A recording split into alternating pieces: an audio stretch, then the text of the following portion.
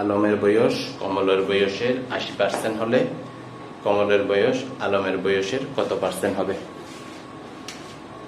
আমাদের দেওয়া আছে কি আলমের বয়স কমলের বয়সের 80%। কমলের বয়স ধরে নিলাম আমরা x বছর, তাহলে আলমের বয়স কমলের 80%। কমলের কত ধরেছি? x এর 80%, এটা ধরেছি। তাহলে 80x নিচে হবে 100।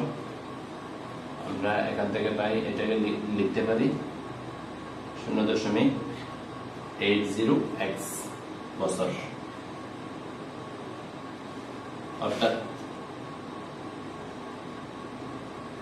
অর্থাৎ আমাদেরকে নির্ণয় করা লাগবে কি কমলের বয়স আলমের বয়সের কত পার্সেন্ট হবে। অর্থাৎ আলমের বয়স 0.80x বছর হলে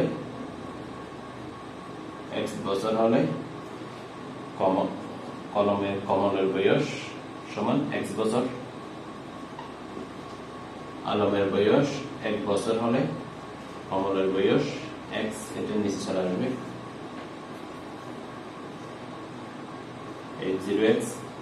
আলমের বয়স 100 হলে কমলের বয়স x চলে গেল, আমাদের কি থাকবে 1 নিচে থাকবে 80 গুণ 100। এই দশমিক আমরা তুলে দিব, দশমিকের জন্য একটা দিলাম, দশমিকের পর কয় ঘর আছে? 2 ঘর, তাহলে 2টা শূন্য আমরা এখানে বসিয়ে দিলাম, এই দশমিক আমরা তুলে দিলাম, শূন্যটা বাদ দিলাম। 4 কুড়ি 80, 5 কুড়ি 100, 4 25 100, তাহলে কত? 5 25 125 পার্সেন্ট হিসাব করলে 125%।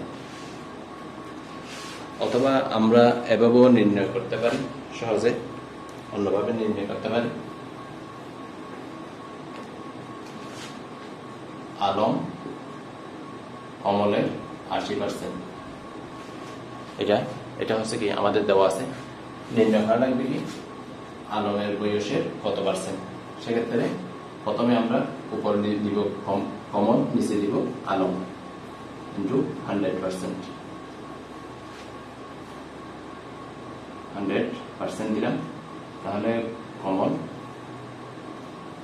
নিচে 80% গুণ 100%। আমরা 80% এভাবে লিখি, 80/100। এটাকে যখন আমরা উল্টাই দিব, 100 যখন এখানে চলে আসবে, তাহলে আমরা পাই 100, নিচে পাই 80, এদিকে পাই আমরা 100%, তাহলে কত? 125%।